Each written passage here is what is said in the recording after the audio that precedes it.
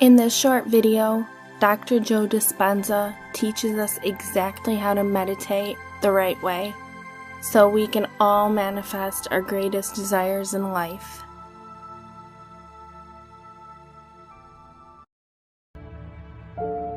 Greetings, everybody. Dr. Joe Dispenza here. Knowledge is the precursor to experience, and the more knowledge we have, the more prepared we are for a new event in our life.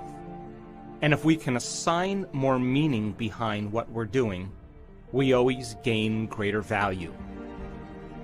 So I want to start off by talking about how most people live their life. It is a fact scientifically that your brain is organized to reflect everything you know in your life. Your brain is a record of all the things you've learned intellectually and all the things that you've experienced in your life. In other words, your brain is an artifact.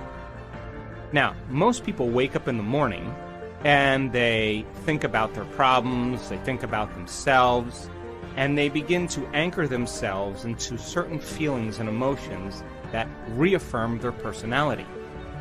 And since those feelings and emotions are the end product of past experiences, because that's what emotions are, then people begin to ground themselves chemically into the past. So then they think neurologically within the circuits of their brain that are connected to the past, and they feel emotionally and chemically within the boundaries of those past experiences. And so then most people's personality or their state of being is defined by the past. And if thoughts are the language of the brain and feelings are the language of the body, then how most people are thinking neurologically and feeling chemically are causing them to function as a predictable self tied to the past. Now, we can call that, for the most part, our past-present reality. Because once we anchor consciousness into the brain and body and into a state of being, then we could say then our behaviors, choices, the experiences that await us, and how they are going to feel will become very predictable. And so people tend to think the same thoughts, they make the same choices, they demonstrate the same behaviors that create the same experiences, all for the familiar emotion that's called the old personality or the old self. Now, this CD is about defining yourself as a vision of the future instead of a memory of the past. So then in order for you to go from the old self to the new self, one of the ingredients that helps you to do that is consciousness. Now, consciousness is awareness, and awareness is paying attention and noticing. So the more conscious you are of your unconscious self, the less unconscious you will go during the course of your day. Now, I picked two very specific times for these meditations. The first thing, when you wake up in the morning, I'm going to ask you to do the morning meditation because your brain chemistry is changing from melatonin to serotonin, and along with that, your brain waves are changing from delta to theta to alpha to beta, from your subconscious to your conscious. The door to the subconscious mind opens in the morning.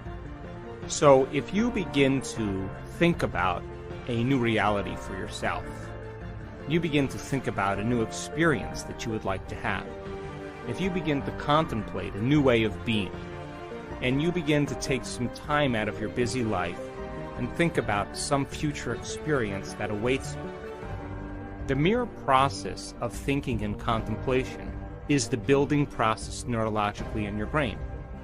And so we are going to ask you to think about a future reality that you may want to experience, some change in yourself that you would like to embrace, some type of event that awaits you in the quantum field.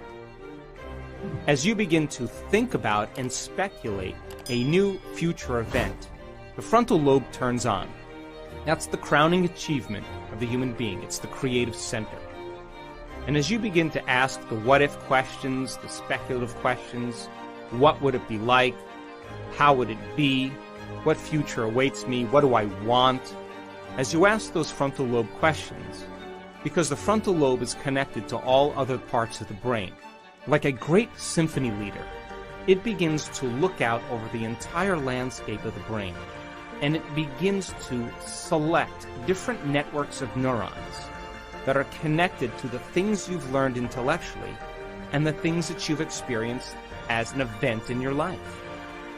As the frontal lobe begins to call up all these different circuits, it begins to seamlessly piece them together to create a new level of mind. And as you begin to remind yourself of that future event, there'll come a moment when you'll get a vision or a symbol or a picture in your mind, and we would call that an intention. And as you begin to force your brain to fire in new sequences and new patterns and new combinations, you're beginning to reorganize the circuitry in your brain to begin to change the brain to look like that future event has already occurred. Now, your brain is no longer a record of the past. Now, in fact, it is a map to the future. As you begin to be defined by that vision of the future, you're moving into a future present reality. But that's not the end. Because in order for you to move into a new state of being, you either have to begin to experience the event emotionally. In other words, allow the thought to become the experience in your mind. And if thought becomes the experience in your mind, the end product of that experience is called a feeling or an emotion. Or, I'm going to ask you to teach your body emotionally how that future event is going to feel before it occurs. And as you begin to combine that clear intention with an elevated emotion of gratitude or joy or inspiration, of feeling unlimited, of feeling empowered, your body as the unconscious mind begins to believe and accept that it's living in that future reality in the present moment, and you're beginning to activate and signal new genes in new ways so that your body is now living in the future instead of the past. So as the body moves into a new future present reality, your biology begins to change because now you're in a new state of being. Once you're in this new state of being, I'm going to ask you to think about the choices you're going to make, to review the behaviors you're going to demonstrate during this day. One day, one lifetime. What experiences await you and how they would feel. And as you begin to mentally rehearse what that future day is going to be like, the hardware program in your brain by repetition, nerve cells that fire together, wire together, begin to change into a software program. In other words, you're able to reproduce that level of mind easier and easier each day. I'm also going to ask you from this elevated state of being to remind yourself who you no longer want to be, to become conscious of the choices you're not going to make in that day, because the hardest part about change is not making the same choices you did the day before.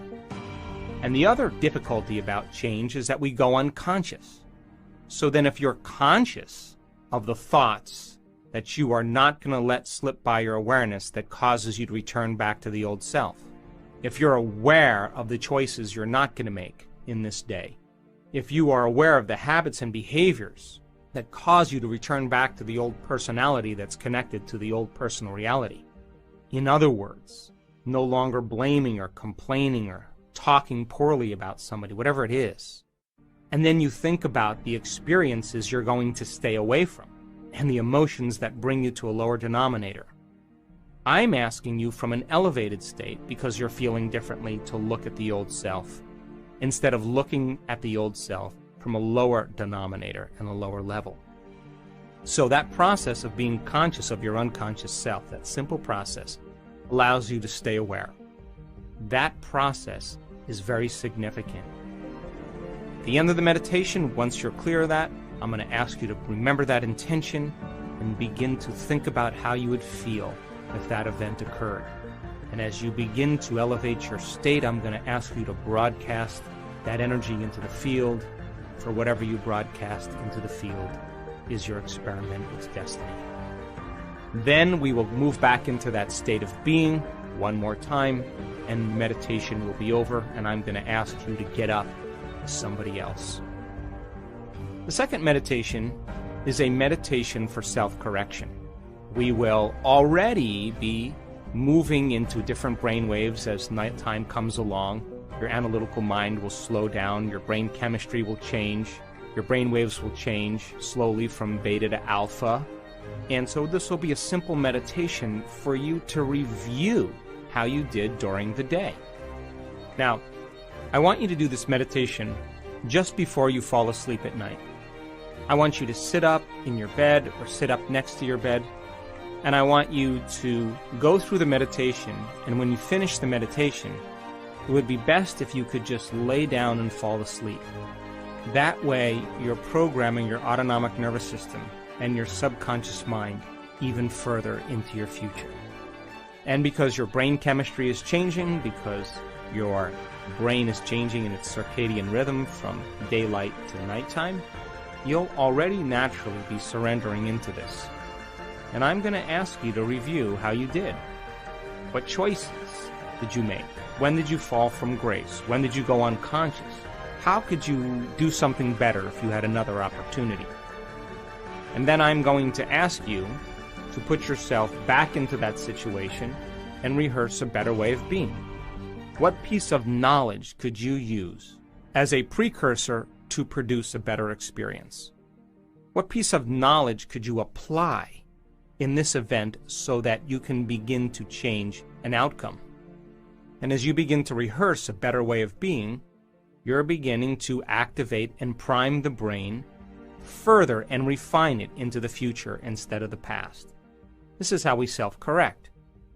In other words, if you saw yourself giving a public lecture, and when you watched yourself doing it, you were touching your face or sticking your finger in your ear, if you observed that, I guarantee you the next time you spoke in public, you would refine your behaviors.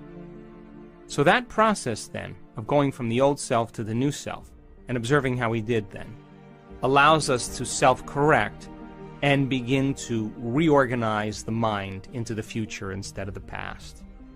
And then I'll ask you to think about how you would feel if you were able to accomplish it in a better way.